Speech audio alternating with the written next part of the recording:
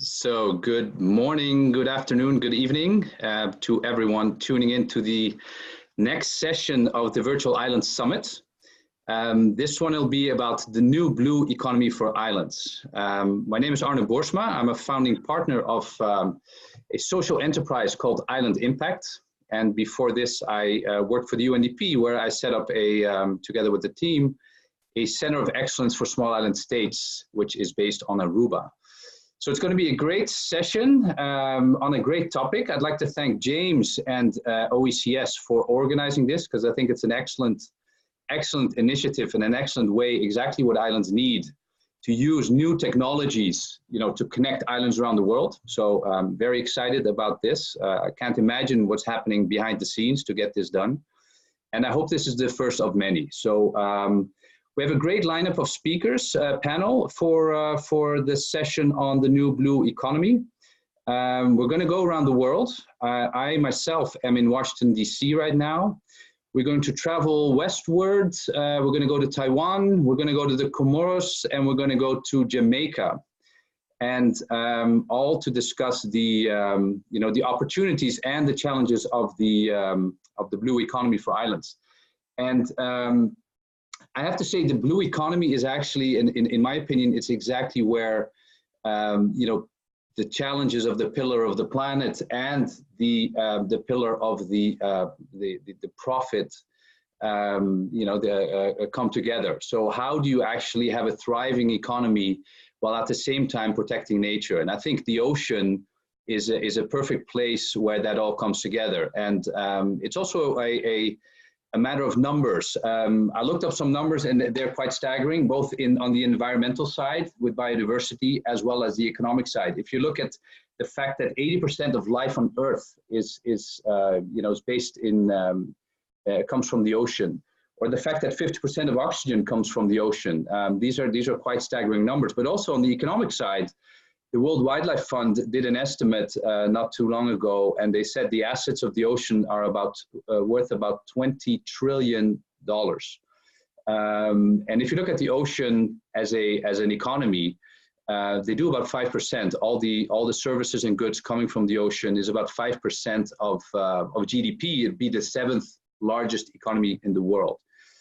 So I think it just merits a discussion on this. We have some great speakers, and I would like to maybe just first, as we've done has been done in earlier sessions as well, do a quick poll to see who is online, who is connecting from islands around the world, or maybe not even islands. So please check out the poll, and 2 quick questions. Where do you consider home? Which I guess is not maybe where you are, but let's see.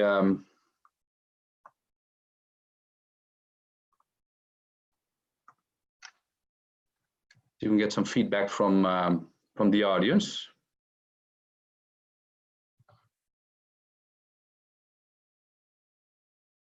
Interesting. So we're looking at Caribbean, 30% tuning in from the Caribbean, Europe, 1/4 of all.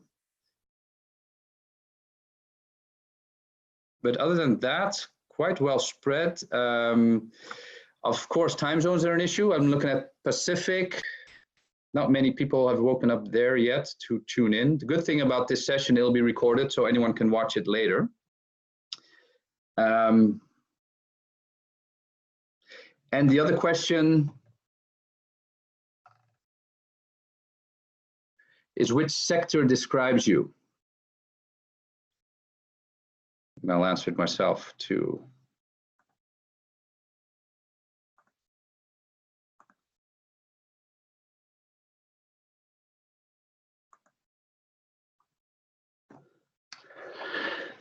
I've lost the results.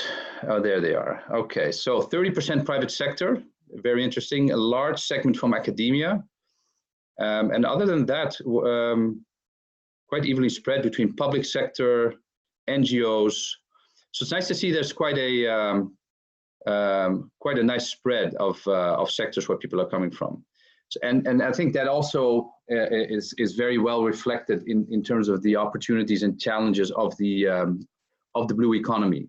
So what I'd like to do is introduce the the first speaker, Daniel Hung. And the nice thing about our speakers, they're also very diverse. Daniel is from the director of the Penju County government in Taiwan. And we have some other speakers who are entrepreneurs, youth activists. And so we have a nice, not only geographical spread, but also a nice spread of backgrounds of speakers. So let me open up the presentation and then give the word to Daniel. Daniel, can you hear me? I think Daniel is muted. Daniel, can you unmute your mic? There you go. Yeah, hello. Hi, Daniel, welcome. Welcome, Taiwan. So we've moved westward from Washington, D.C. And the floor is yours, Daniel, to give us an overview of the great things you've been doing in the blue economy. Yeah, hello, Arnold, and dear everyone. Nice to meet everyone on this summit. Today, I would like to share some of my experience with all of you about the blue economy, emphasizing the sustainability and the equity and the balance between environment, economy, and the social inclusion. So to create the economic growth, investment, and job opportunities is the consensus of blue economy. Blue economy is more important for the small island states or small island regions. Security, climate change adaptation and mitigation, food, water, energies, marine biotechnologies, tourism, and blue tech innovations are the major sectors. Today, I would like to introduce some of the blue economy experience in Taiwan and the island of Taiwan, Penghu Island. Taiwan, there are 23 million populations, and there are 13 biotechnology science park and information technology science park along the western corridors of Taiwan. And collaborating with the Taiwan high-speed railway and the highway systems, every science park can connect to our major cities within 2 hours. That is very efficient and flexible. Daniel, just a reminder, if you want me to move ahead in your presentation, then let me know, since I'm your assistant clicking.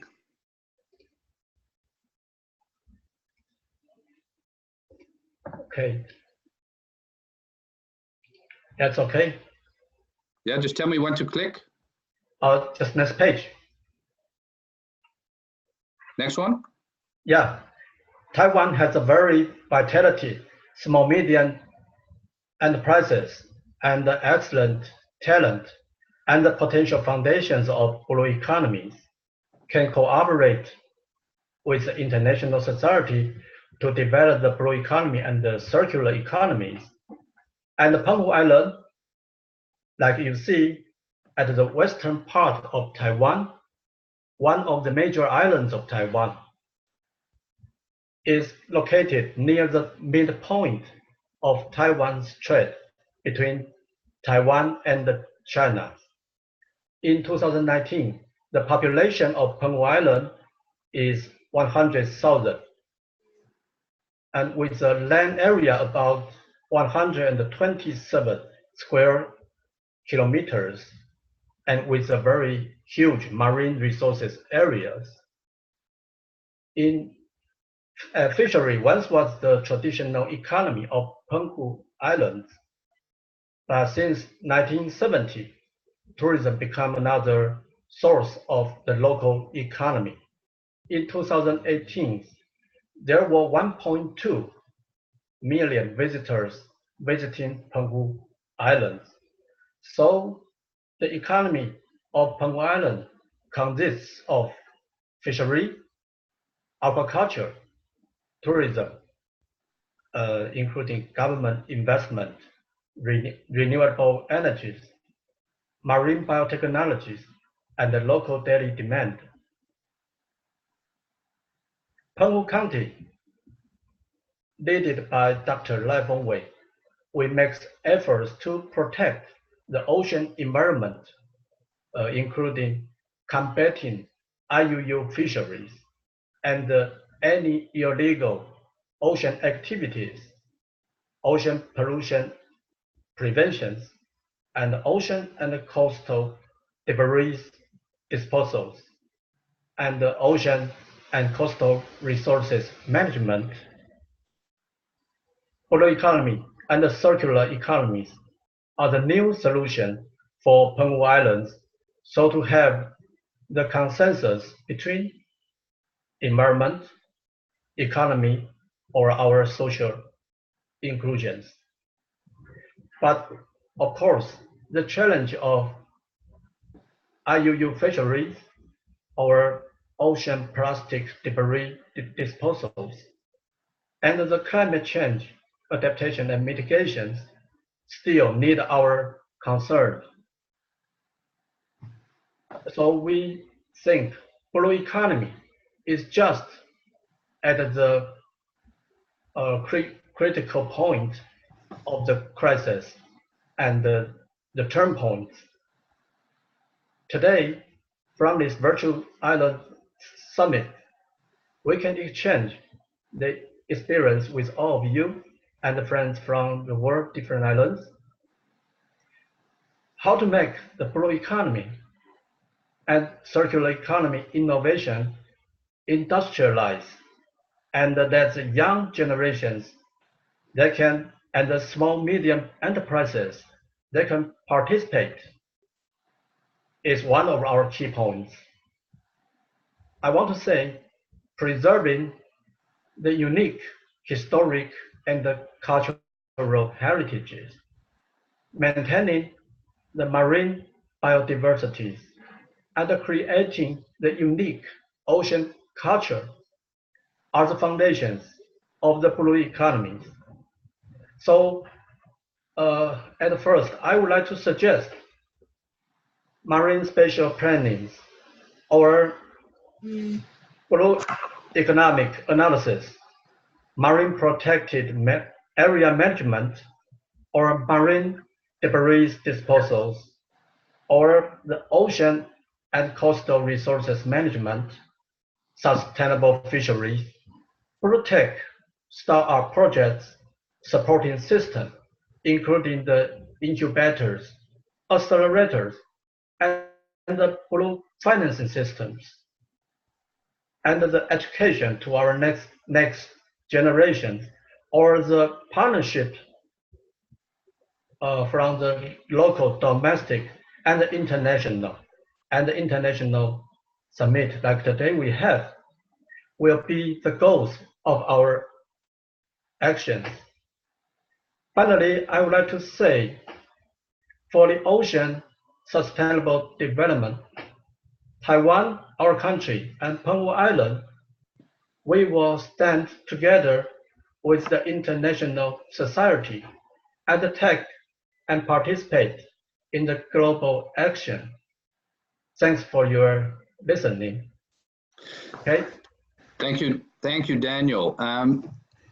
And I know you have a presentation with a lot of these examples, which we didn't click through while you were presenting. So let me just quickly run through it so that people can see it, and they will also get a copy of this presentation. So I'm just showing some visuals of the airport. Thanks. This is the airport. Yeah. The infrastructure there is basically ready there, and the port. And there are 90 islands of Penghu archipelago. These are some of the islands. This is a small island at the north of the archipelagos. The next one. And this is a long golden beach at the main islands. Okay. Yeah, next one. And the Penghu is an island, and his culture mixed by China mainland culture and the Taiwan oceanic cultures. And we also developed the renewable energies like wind power on the islands. The next one. Okay. The next one, please. Oh, no. Yeah. And the government, we provided all the public building roof for the investor to set up the solar powers on the roof. And we, some of our computer companies that make use of the marine debris and change that into the computer keyboard. That is the circular economy case in Taiwan. Okay. Thank you. And I think what's very inspiring, these are great examples, and especially the visualization of them in all these sectors that touch on the blue economy, be it waste management, as we see here, be it renewable energy. You mentioned tourism. You mentioned the importance of the making sure the local culture is respected. So thanks a lot. I didn't mention in my intro that, of course, we will be taking questions. I will try to monitor a little bit the questions coming in through Zoom. In the interest of time, let me just see if I can find the questions. Here we go. Let's see. So if there are any questions, please post them in the Q&A. And there's also the chat, and I can see that people can connect in chat, give other ideas, additional ideas. So please do so. If there are any burning questions for Daniel in Taiwan, then do post those in the Q&A. So in the interest of time, I'd like to move on to our. We're going to fly, or maybe we should take the boat. It's more sustainable, but we'll go to the Comoros right now, to Turkey. Mohammed Ali, who is a youth activist and an entrepreneur, and doing interesting things in the Comoros. And I'll give him the floor to present some of the interesting things that are happening in the Comoros in the blue economy. Turkey, can you hear me? Yeah, I can hear you. Can you hear me very well? Yes, maybe a little bit closer to the mic. Maybe a little bit more volume. Okay, actually, I'm using the mic from the computer. I think with the waves and all of that, it became a little bit hard. But is it clear for everybody to hear me? Yes, we can hear. Daniel, can you hear me?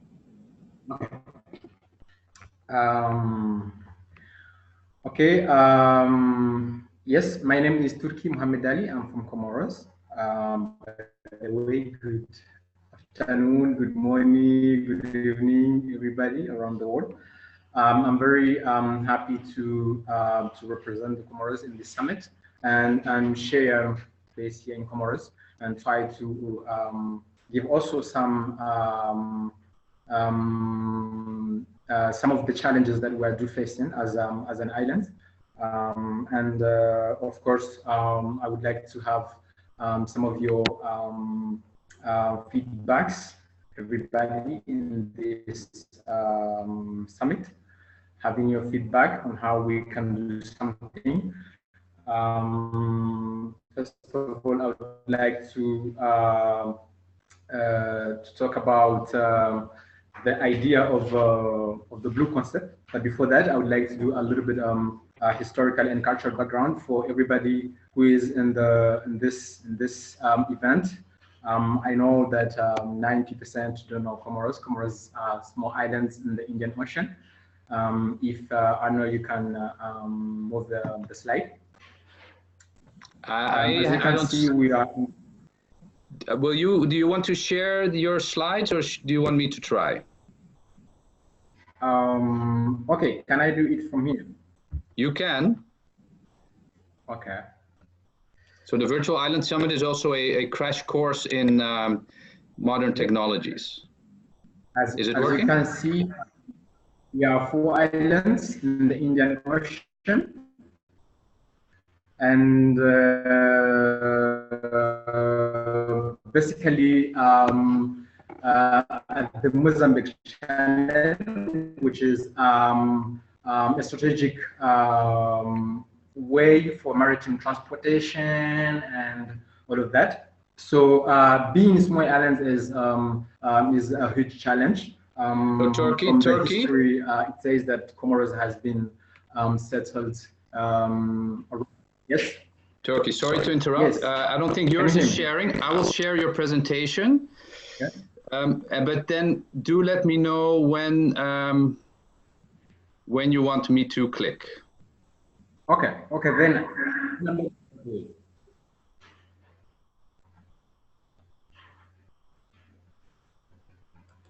Is that okay?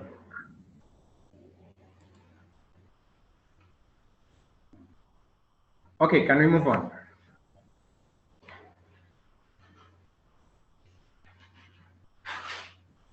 Arno? Yes, Next one slide. second. 1 second, I'm opening it. Turkey, you should go ahead and keep talking while Arno works Yep. on the screen share. Okay, so I just want to say that it is we are actually all islands, and one of the challenges we are faced is that we can see that in a certain time the island will disappear from climate change challenges and all of that, and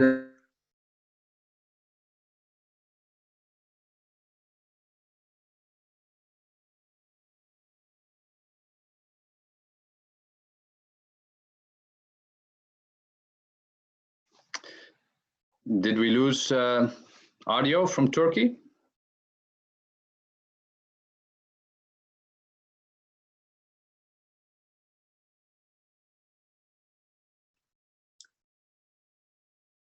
Maybe we should go over to Asia and then come back Yes. to Turkey if we can. Sorry so about yeah, let's move. So let me close this one because I think we had a bad connection with the Comoros. So let's move to Jamaica and then see if we can come back to the Comoros as the third presentation. So Asia and Tara, can you hear me? Hi, good day everyone. Yes, we can hear you. We're Well, ready. I will share the presentation directly from my screen. Oh, okay. Hello? Okay, great. Okay, let me just bring it up. Share the screen first. So while we wait, we've now just landed on Jamaica, where we have Asia Williams, who is a blue economy entrepreneur and consultant at the Branson Center for Entrepreneurship. And with her is Tara Carroll, who's owner of Cove Cool Out Restaurant and Bar, which I understood is quite a sustainable initiative. So very keen to hear more about you, and I think you'll be sharing your own slides, right? No clicking from me. Can you see the screen? We see it, yes, very loud and clear. Great. Thank you. Good day, everyone. Hello, I'm the Blue Economy Consultant here at the Branson Center of Entrepreneurship in the Caribbean. And here with me today, I have one of our entrepreneurs, Tara Carroll, who owns a sustainable seafood business. So what I'll do is I'll just talk you through a bit about our Blue Economy Entrepreneurship program that we have here and what we do at the Branson Center in the Caribbean. So just to give you a bit of background, oh, my slides are not going to the next slide. Can you see that? The next slide?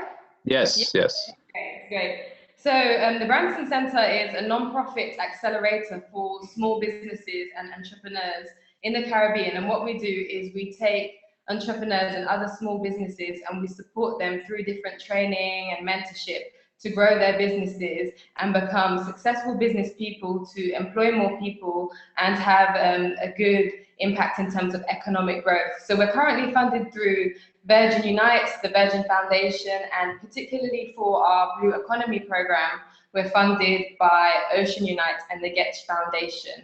And our mission really started off 8 years ago around creating dynamic Caribbean economies. You know, Richard Branson, he's a very successful business person and he's really passionate about the Caribbean. So what he realized is that, you know, the Caribbean is this beautiful, amazing place. You know, I was born in Trinidad, Tara's from Jamaica, and we both work here in Jamaica.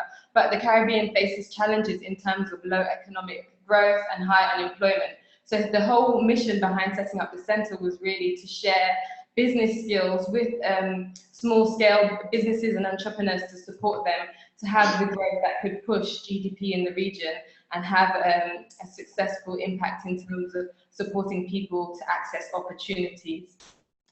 So we started this Blue Economy program specifically within our accelerator this year. It's relatively new. And why did we decide to go into the Blue Economy?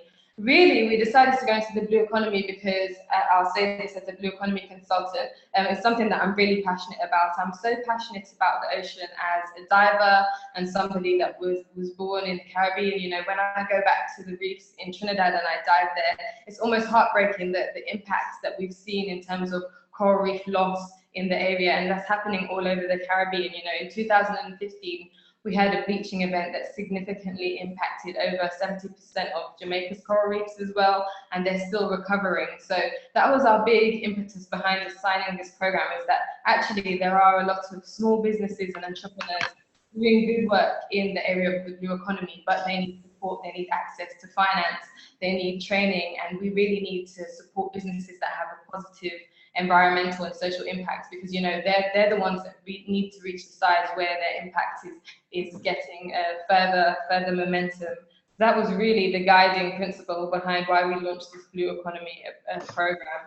So, as you mentioned, you know, World Wildlife Fund said that the ocean economy is worth 20 trillion and it's the 7th largest economy in the world. Also, the Caribbean Development Bank, they did a report that showed for the Caribbean region, if we sustainably manage our ocean resources, it's worth about 3 trillion value added by 2030. And also the Commonwealth, they estimated that up to 27% of the global ocean economy comes directly from the Caribbean Sea. So it's a huge growth opportunity for our region. You know, in terms of growing our regional economy, the ocean is where we can look towards, and also as island nations in the Caribbean, we have 80% more sea than land. So the sea space is actually larger than the land. So it's a huge area that we can develop industries in if we can manage it sustainably. Because, you know, the numbers that people say, 3 trillion value added, 20 trillion estimate by World Wildlife Fund, we can't really have these numbers if we're not managing the assets sustainably. You know, we will lose the potential that they hold. So, as I mentioned, the issues facing the ocean are significant. In terms of climate change, in 2015 in Paris, we agreed to have a target to keep global warming to 1.5 degrees Celsius. And the risk is really real for the Caribbean. You know, we spearheaded the 1.5 to Stay Alive campaign. And if we don't hit 1.5 and we surpass this threshold, it's estimated that 90% of coral reefs will die. And over a third of biodiversity in the ocean is linked to coral reefs. So it's a huge risk for us. I mean, if you look at in terms of the region is heavily dependent on tourism. We have about 4 million tourists visiting Jamaica every year. So we can't afford to lose our coral reefs. The Caribbean, we need to sustain these resources. And then in terms of marine pollution, we have about 14 million tons of plastic entering the ocean every year. 80% of the waste that goes into the ocean is from land-based sources. So we really want to engage entrepreneurs as well that have waste management solutions. And we have been doing that successfully. And luckily, the Caribbean has been very progressive in spearheading single-use plastic bans. So we saw Jamaica in January 2019 implement a single-use plastic ban, and Barbados followed in April, and there's several other countries. And then we also face the issues around overfishing, and that's a huge problem as well. But luckily, we have started to see marine protected areas being put in place. And so, for example, in Jamaica here, we have the White River Fish Sanctuary, and we've seen a 500% fish biomass in 5 years from that protected area. So we want to support more things like that and work with businesses that are doing the good work around the blue economy. So the solution, I'll just talk a bit more specifically now about our program and what our program entails. So over the 8 years, you know, we have been the leading accelerator in the region to support entrepreneurs to develop and to innovate and scale their business. And so now our focus for part of our entrepreneurs is the Blue Economy program. And how do we do that? Well, first, we source entrepreneurs that already operate small businesses in relation to blue economy, and then we put them through a series of training through our program to understand their revenue streams, the areas that they can grow, any additional revenue streams that they want to look at, whether it's like circular economy principles and growing through environmental sustainability. We help them to understand where their significant costs are, how they generate profits, and then we further accelerate their growth after the program through access to investment. And particularly for our blue economy guys, we provide them with access to grant funding, and they use that grant funding initially to develop one aspect of their growth strategy, and then they can go on to pitch to impact investors and seek additional investment. So as I mentioned, it's a three-pronged approach. So first, training. They have, when they first join the program, it's a 6-month-long program, but the first month and a half, they're going through what we call an investment readiness boot camp. So we go through a rigorous process with them to understand their financials, because some of them, they are doing fantastic work, but they're not doing the bookkeeping behind it. They don't understand their numbers. They're business people, but they don't necessarily have the formal structures in place that will allow them to go forward and then access the finance that they need to grow. So we really kind of, I know it's quite intense, Tara, but we really push them to understand and have a clear structure so that they can communicate the financial side of their business well. And then we have our mentorship. So most of our entrepreneurs get access to an advisory board of 3 to 5 mentors. And these are people that are established, successful business people from all across the world. And they sign up to be our mentors. And we're really grateful for them for offering to be mentors as part of our program. And so what we do is we go through with the blue economy entrepreneurs the challenges, and they identify the weaknesses that they have as a business person, and then also as a business, maybe it's something in terms of their business structure. And so we match them with mentors accordingly. So it's not a random process, they do a particular predictive index, a personality assessment, and also an analysis of their business, so we can match them with the mentors that can provide them with the best support to solve those issues and support their growth as well. And then lastly, as I mentioned, the access to funding and supporting them to manage that funding properly. So we've been making an impact in the 8 years that we have been around in the Caribbean. So far, we've trained 160 entrepreneurs. We have created 400 new jobs as a result of the training and the growth. And then also 300 jobs supported in linked to those 400 new jobs created, as well as we've secured $1 million of investment for the entrepreneurs that have been through our program. So at the moment, for the Blue Economy program, we are recruiting in these areas. So we're recruiting entrepreneurs that work or have small businesses related to financing sustainable marine projects, anyone that operates in ports and shipping, anyone that works in nutrition and health and sustainable resource management. Specifically, we are really keen to work with entrepreneurs that support any sort of ecotourism and leisure activities because of the strong focus of tourism in the region, as well as coral reef restoration and habitat protection. So that's one of the key areas that we focus on, as well as anyone that has a small business in renewable energy and raw materials, because renewable energy is something that the Caribbean has in abundance, but we don't necessarily have the technology widespread. So we really try to support entrepreneurs to grow their business in this area, as well as we haven't had an entrepreneur in this space yet, but in maritime surveillance. So as we have more marine parks being established, we need companies that are surveying the maritime space to protect it, and we want to support those companies as well to grow and do the good work that they do in terms of protecting and preserving the marine environment. So the sustainability of the program, as I mentioned, the various trainings that we offer, they're open to all our entrepreneurs, but for the Blue Economy cohort, we also have targeted Blue Economy workshops that look at the challenges of the ocean space in the Caribbean, the Ocean Health Index based on the islands that they operate from, the opportunities based on that, as well as areas that they could potentially scale in future and that they might not already work in. And they're all very varied. We have had entrepreneurs that have businesses related to creating products out of sargassum, and I'll go through the various entrepreneurs that we have. But because of the variety of entrepreneurs that we get in the Blue Economy, we constantly tailor-make the program to their needs, because it's not a one-size-fits-all approach that can't work for the type of entrepreneurs that we have coming to us. And as I mentioned, we provide them with access to grant funding. So at the end of the 6 months, they pitch, they get access to grant funding, and then they can go on to pitch to impact investors. And then also we support them in promoting their business through the Virgin network, and also to understand and monitor and measure their positive social and environmental impact. So we work with them through that as well. So yeah, here's an example of one of our entrepreneurs. His name is Jordan Freeman, and he has a company called JA Bioplastics.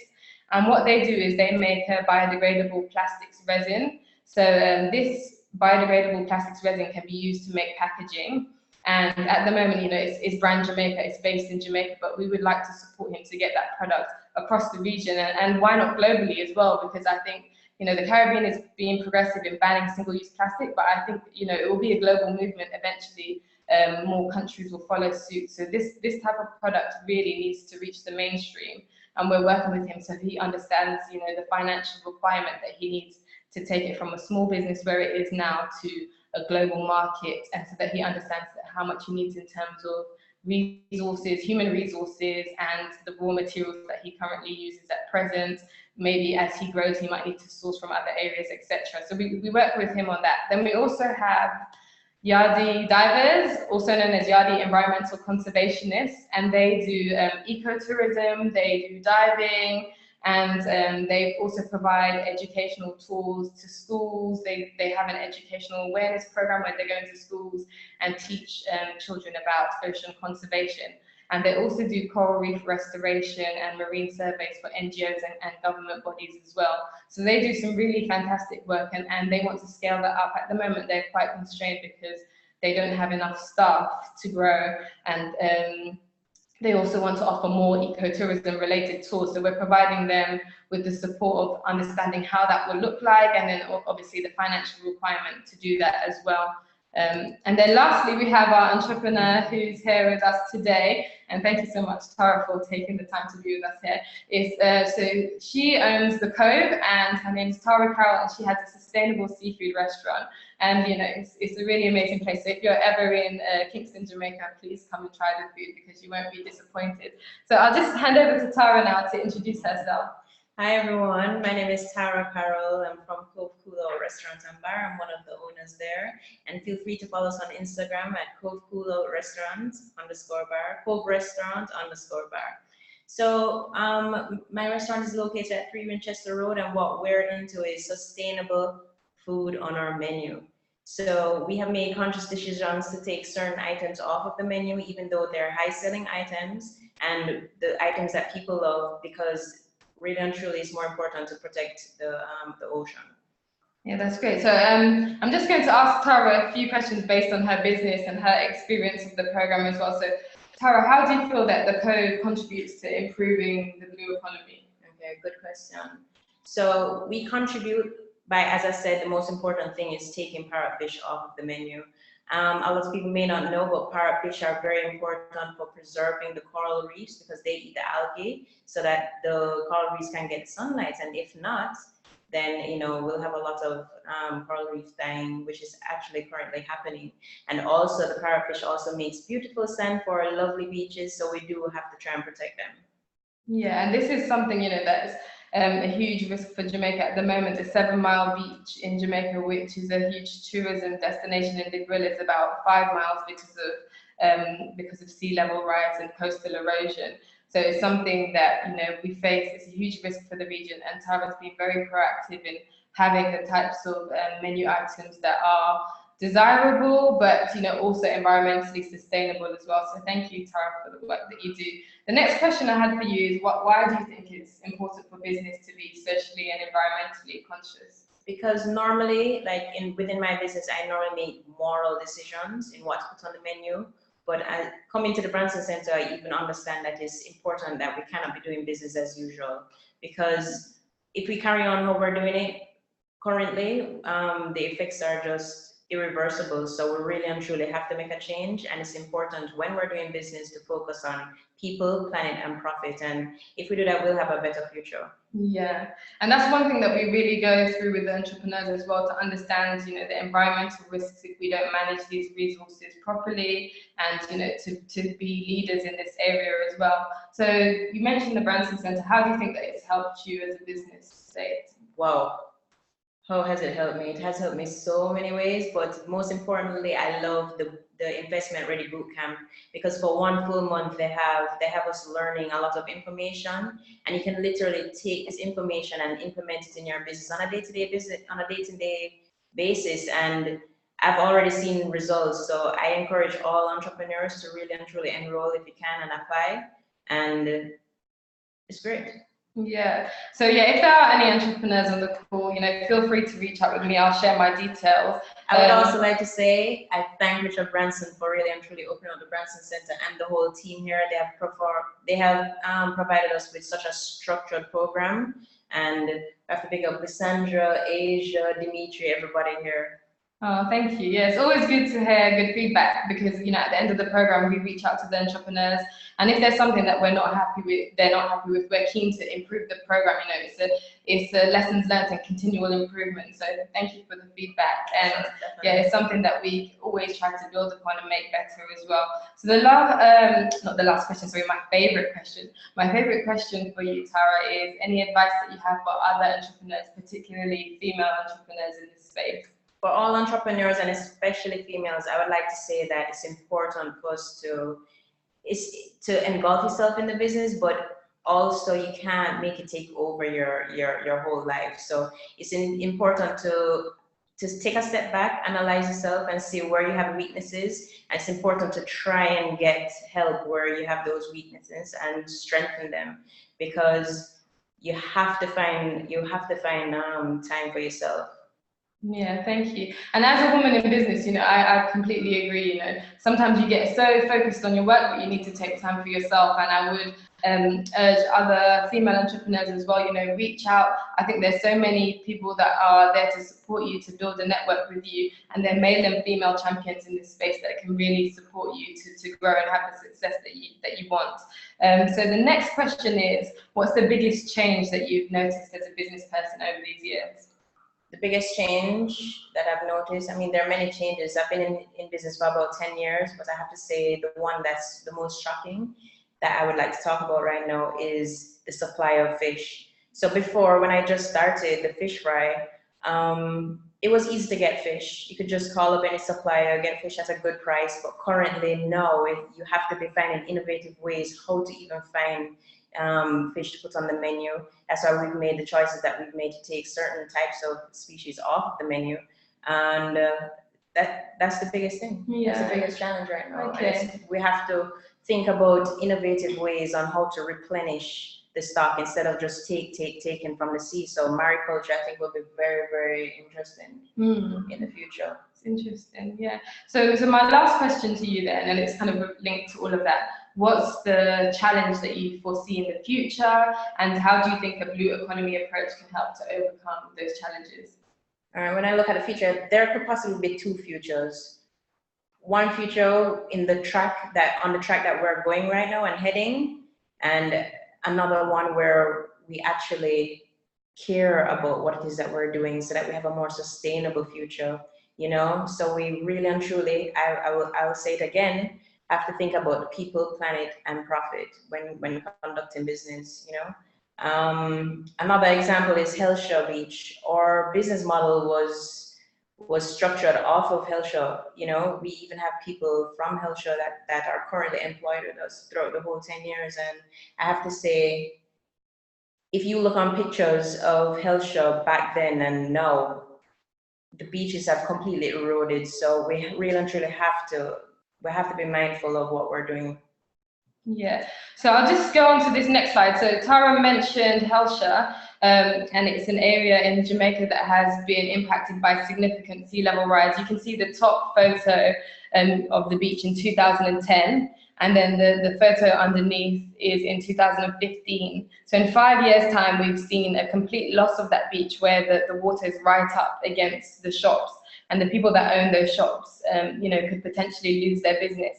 And I really want to thank Tara, because she takes people from this community at risk and she employs them in her fish fry every Friday. And it's something that more businesses need to do to be socially responsible in terms of understanding the climate risks for vulnerable communities and ensuring that they're also integrated in the solutions.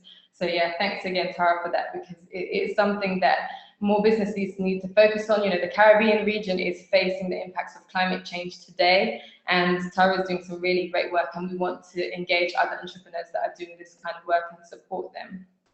So we're looking for strategic partners, and we're also currently recruiting for our next cohort of blue economy entrepreneurs. So if you are interested, then here's my contact details: asia.williams@bransoncenter.co. Feel free to email me, reach out to me, and we can have a conversation. And then lastly, I'm going to leave you with this slide.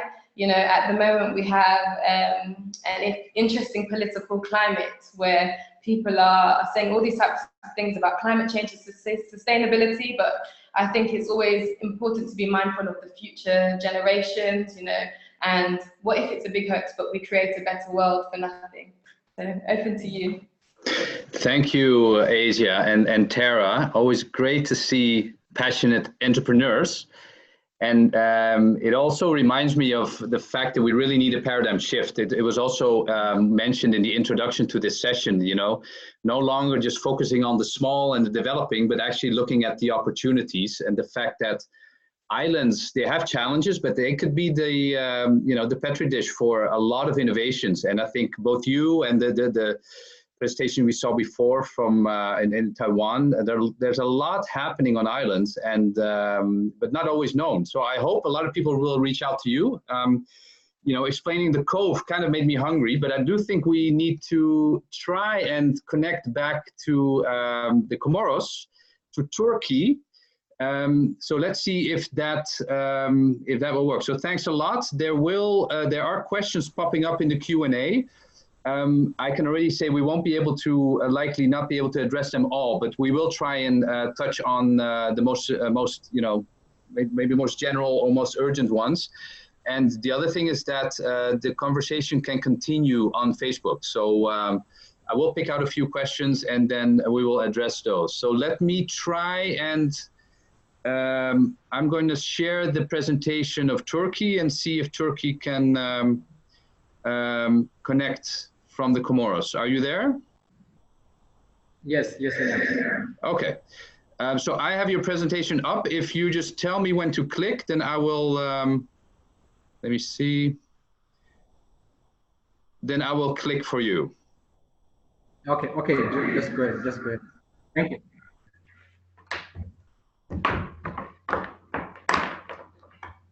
By the way, can you hear me very well? Yes, I mean, I hear you. Okay.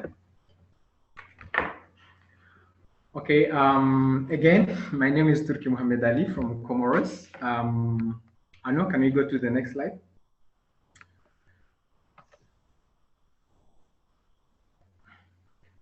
I'm from Comoros. As you can see, Comoros is are 4 islands that are in the Indian Ocean, just close to the Mozambique Channel, which is a strategic place for maritime transportation and fishery and all of that. So it is an honor to be part of the presenter of this special topic. That is one of the one of the things that I do think smaller islands need to address. One of the issues about how they can use their ocean and seas and all of these blue spaces by also protecting their environment, knowing that islands are one of the sensitive places where we know that are actually disappearing. One of the old islands here, you can see Mayotte, which is now actually administered by France, is currently disappearing because it has lost one of its small islands that were just around the big islands of Mayotte. And that's part of the climate change results that we are seeing. And we have as islands to be conscious that the actions and human work that we do and that affect the environment will also affect our life, because one day it will disappear. So yes, we can move on. So actually, it's a rich place. Some people call it the paradise, the word paradise. So people who want to enjoy the word paradise can come to Comoros and have fun, taking advantage of the beautiful beach and all of those magnificent creature and places where you can enjoy yourself. So why we actually need a blue economy in our country? First of all, I would like to mention that the blue economy concept is something very new in my country, and it is not something that has been seriously taken into consideration as government and NGO are trying to adapt with the concept itself and trying to engage. Even the SDGs that I have just seen in my bag is something that people are still talking, but has not been in control by the population, which actually working on those 17 SDGs. So for me, it is very important, because you can see that in those pictures, we do have one of the world endangered animals, especially from the ocean, like the coelacanth is a rare fish that is actually disappearing, and I don't think it is in more countries more than Comoros. We have the dolphins, we have the turtles, and we have the whales, we have the lake salt, which is not only as all lakes that we found everywhere, but it is a lake that has that can serve also, but I will talk about that later on biotechnology and all of that. We do have one of the live volcanoes in Africa, one of the biggest volcanoes in Africa. You can see in this picture here, the Karthala, and you can see inside it that the water, that's a big tunnel that has been linked to the ocean. You can see here the beautiful beach, and here the last picture is the marine park of Moheli. Moheli is one of the small islands, but it is one of the oldest ones, and it is one of the richest places in terms of natural resources, especially marine resources, and that's where all of this creature can be found, the dolphins, the turtles. The country has been trying with international organizations to save the ocean with so many strategies, and try to mobilize communities to be ahead of this implementation and be the actors of and protector of the environment, especially the marine sector. So in this site, you can see that about almost 3 to 4 of the island space has been turned into a park where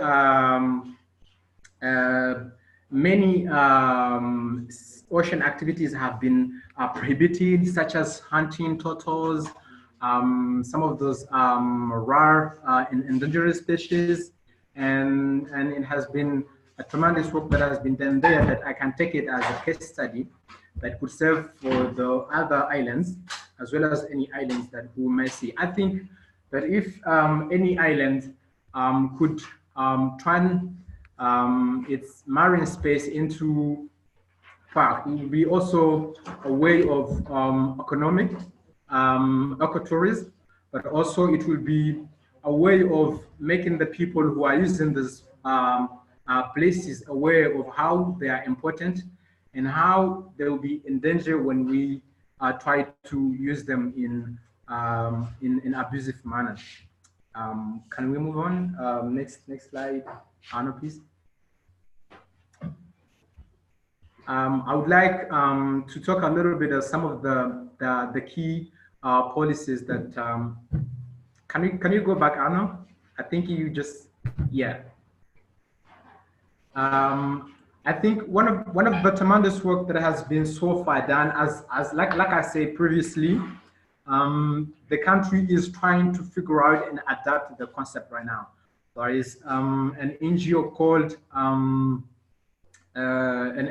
original NGO from the Indian Ocean, but also has groups many countries, 20 countries, among it India and other countries, to be key players of the environmental protection, especially the blue economy, and try to implement some of the things. And Comoros has joined the organization in 2012, in 2014, sorry, but it still hasn't gained a large control of the concept, or I can say there is no much action that has been so far done in terms of the concept itself.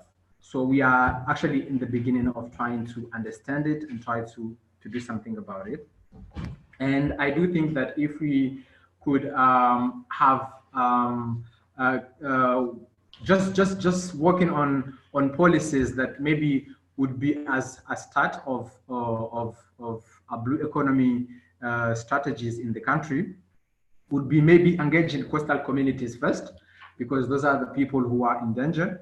And I can remind you that Comoros is in somehow touched by some of the strong weather happening, either cyclone or other events that are happening in other countries. But because the country the islands are very small and very fragile, we are touched by those events, and most particularly the people who are living in coastal areas. So they need to be engaged and be the first actor to act, as they need to understand that they need to protect themselves before, as well as also having a way of gaining economy, such as employment for the young people.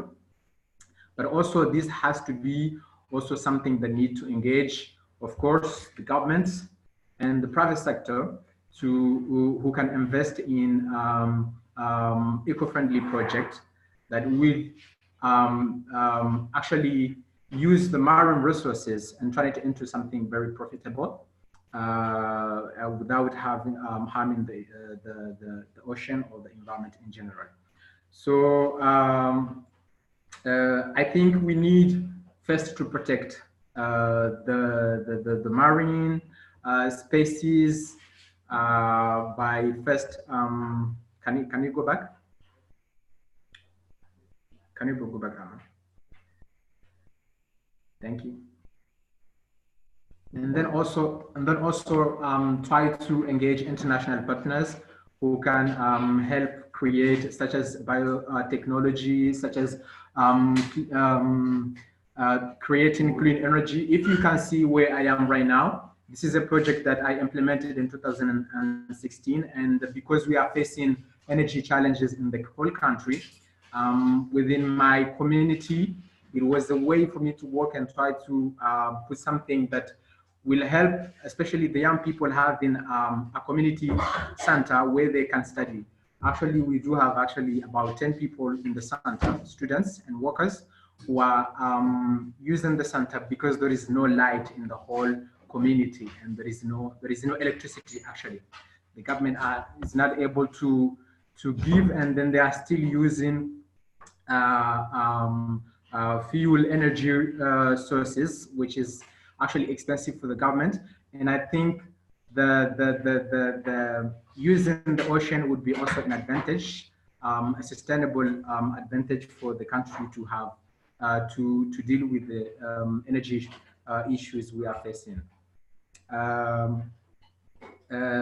Like I said previously, there are many efforts that has been done, especially in Moheli, that could be expanded, but also trying to put other efforts in other countries and try to protect those other countries. If you can see, we do have the best and the beautiful beaches around the world, I can say.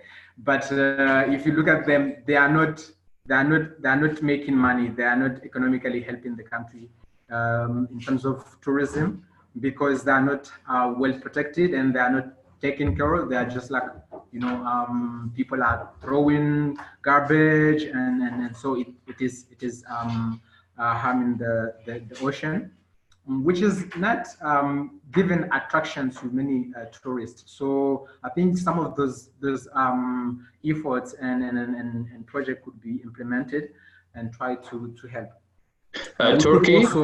Turkey, sorry to interrupt. I want to be conscious of time, so we have some time for Q&A. So just to be aware of that. Okay, I'm just going with the last point.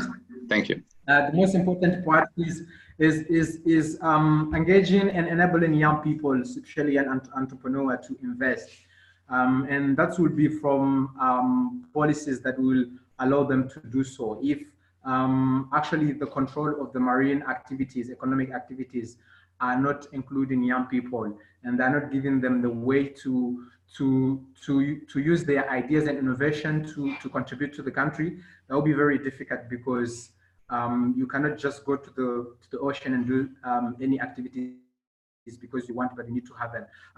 You have to be given a permission from the government or from the community so that you can do it. And if we make things easy for young entrepreneurs to sustainably invest and create new ways of turning the ocean resources into economic development, that would be also very great. Thank you so much, and we can go to the Q&A. Thank you, Turkey, and I'm very happy that we did manage to connect to the Comoros. So thank you very much for a lot of the examples you've shown. I want to be cognizant of the questions that are flying in. There are many of them, at least 18 I saw, and some of them in addition are posed in the chat. I'm just going to pick a few, and as I said, some of the others, we can continue the discussion also on Facebook. First one for Daniel, and my question also to the speakers, please, the shorter your answers, shorter and concise the answers, the more questions we can actually ask you. So first one to Daniel, you showed a small example of waste management, and you're talking about the circular economy. I think you showed an example of turning plastic into keyboards. Can you tell us a little bit more on the initiatives that you're aware of in Taiwan that's turning, single-use plastic, or not even single-use, but turning plastic into products? Yeah, thanks, Arnold. Hello, everyone. In my islands, yes, we are also facing the challenges that we will have the marine debris and gathered on our coastline areas. Every year after the winter or after the storm, we will also have huge marine debris gathered.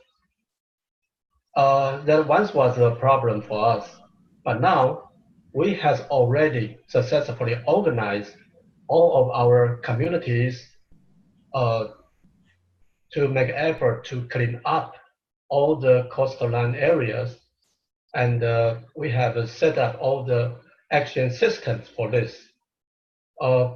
In this year, for example, the June 22nd, we have in June, we organize all our peoples participate in the coastal regions clean up, and 3,000 peoples, they work together in 1 day and clean 13 tons of the marine waste in 1 day. And now we have assigned every communities that have the responsibilities to conserve the certain sections of their beach, of their coastal areas. And now everybody has a consensus to maintain the environment of our coastal areas. And second, we are thinking, how will we do with the marine waste, marine debris we gathered? So Taiwan has a very sophisticated high technology industries. So our high-tech computer companies, they try to make use of the marine debris, especially the single-use plastic waste, to transform them into a new computer keyboard. And that is a fantastic ideas. And that is a way how we do with about the marine debris. And besides that, the government also encourage all the peoples. We never use the single-use plastic products, including the bottled water or including the cup. Now, how to reduce the plastic consumptions is the most important work for our government on the island. And now we have already reminded all the peoples no need to use the single-use plastic product. And this is a very important step for us. Yes. Thank you, Daniel. And it's good to see that across the world, more and more islands are actually having bans on single-use plastic. So that's great. And I saw in the chat that some people thought we were talking about the country Turkey, but actually it was the speaker Turkey who is in the Comoros. So the countries we have online are Jamaica, Comoros, and Taiwan. So questions for Tara and Asia in Jamaica. One question that came in was, does your model work on other islands? Have you tried it on other islands, or do you have plans to expand? And a very detailed question for Tara is, do you serve lionfish? I know you don't want parrotfish, but lionfish could be a good idea, but I'm sure you're serving those. So question to both of you. Okay, so yeah, the brand of entrepreneurship is for the Caribbean. You know, we have worked with entrepreneurs not just here in Jamaica, in Grenada, in Trinidad, in Belize, in Barbados, and also we also had an office in BVI as well. So you know, it's across the Caribbean. It's open to all entrepreneurs across the Caribbean. So yeah, please, if you're not in Jamaica, that's also fine. There's no restriction that you need to be based in Jamaica or Jamaican to access the program. It's for all entrepreneurs across the Caribbean. And as for me, with lionfish, at the Cove Cooler Bar, we used to sell lionfish, but that was when there was an outbreak in the ocean. So now it's kind of under control, more under control, so it's harder to find. So when we do get the supply of it, we do put it on the menu. It's actually a very lovely tasting fish. It is comparable to a parrotfish and butterfish mix. Great, thank you. And I've had lionfish on Aruba. It's actually quite tasty. So tough to prepare, but tasty to eat. Question for Turkey and Comoros. What that you know of, how's Comoros preparing for sea level rise, especially when it comes to infrastructure? And a related question is, how how's the Comoros adopted the SDGs that you know of? Okay, I will try to go with the first question. I am not very aware of any agenda that is set to deal with the question of sea levels. But I know that there are community efforts, some people who are building walls to make sure that they stop the coming of the waves. But also there are people who are just planting trees. But in terms of government agenda, there has not been done anything very concrete, as far as I know. But I do think that's why I talk about in my policy proposition that when we make sure that communities are more engaged, and as well as the private sector, we may have partners. And linking that question to the SDGs question, the government, I do think the government has taken the SDGs into consideration, and there is an agenda for 2030 that is called Comoros an Emerging Country by 2030, which is aligned with the SDGs and is trying to work toward that time. And the country started addressing some of the issues, especially in terms of health, in terms of infrastructure that they're trying to address. But in terms of the blue economy, I don't think they have done. So I could consider goal 17 as a key sources of the country to working on it and try to engage international partners to see how they could support, especially the question of the sea levels, on how we could address that. But I don't think the country has figured out how they can stop it, or how they can deal with it. Okay, thank you. And I've been alerted that the system will actually automatically shut down in 3 minutes. So what I would like to do is, first of all, ask each of the speakers just to say if there are any final remarks as we all go, and look at the opportunities of the blue economy. Secondly, that the whole discussion will move to Facebook, so it won't end, it'll actually live there, which means speakers can reply, but also if there are other experts among the audience, please do see the opportunity to connect to others. So let's maybe go the other way around the world, maybe just some final thoughts from Asia and Tara from Jamaica. Okay, I would just like to leave with a closing remark that we have one planet, and here in the Caribbean it's so beautiful, and all of us from the call are from different island nations. We have very unique nature, and without it, we as humans don't exist. So let's just love and preserve our greatest assets. And I'm happy to work with anyone on this call. You're all on this call because you're passionate about creating a sustainable future. So let's all do that together.